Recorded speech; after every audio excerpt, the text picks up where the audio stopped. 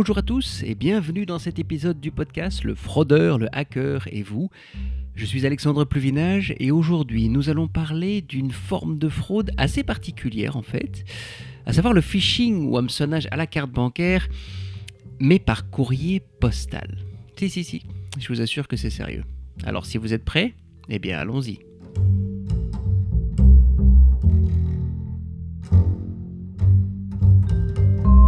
Ce type de fraude a surpris tous les professionnels du secteur. Parce que lorsque l'on parle de phishing ou d'hameçonnage, eh bien on pense principalement à un email ou un SMS, en tout cas à un message électronique. Et pourtant, début 2020, certains clients de banques néerlandaises ont commencé à rapporter des courriers papier qui leur demandaient d'envoyer leur carte bancaire vers une soi-disant société de recyclage. Vers la fin de la même année, ce sont les clients des banques belges qui ont commencé à être la cible de ce nouveau type de fraude. Alors voyons un petit peu comment cela se passe.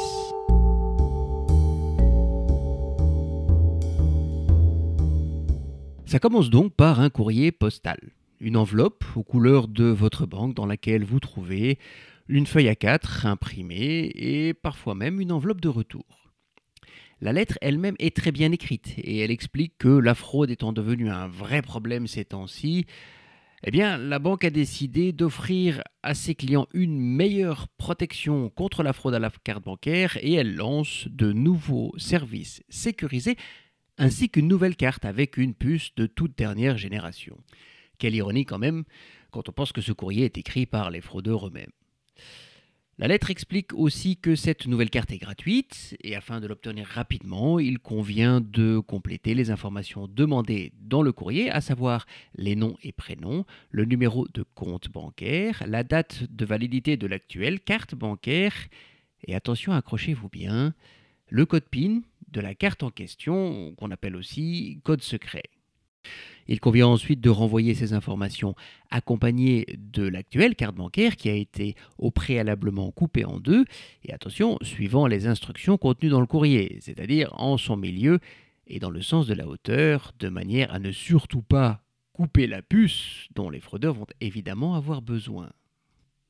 Alors expliquer comme ça semble un petit peu facile, et pourtant je vous assure que bon nombre de gens se sont déjà fait avoir par ce type de fraude.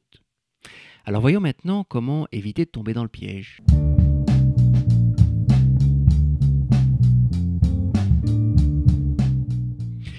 La première chose, si vous recevez un tel courrier et que vous reconnaissez les éléments dont je viens de parler, prévenez tout de suite votre banque.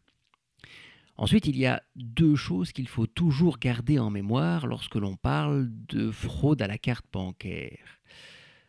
La première, on ne donne jamais le code secret ou code PIN de sa carte bancaire à qui que ce soit.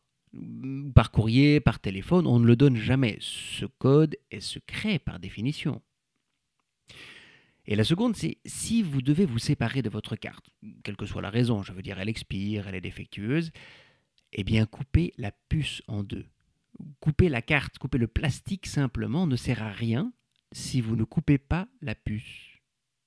Et d'ailleurs, si c'est une carte de crédit avec un code de 3 chiffres imprimé au dos, il est aussi prudent de le gratter pour le rendre illisible avant de jeter la carte. Maintenant, si vous avez déjà envoyé votre carte quand vous vous rendez compte de la fraude, bloquez-la immédiatement.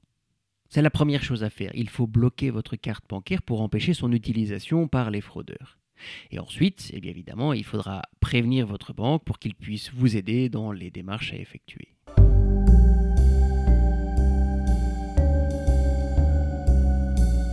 Nous voilà arrivés à la fin de cet épisode. J'espère que l'information vous a été utile. Certaines plateformes de podcasting permettent de laisser un commentaire ou de noter les épisodes. C'est toujours sympa parce que ça permet de promouvoir le travail du podcasteur.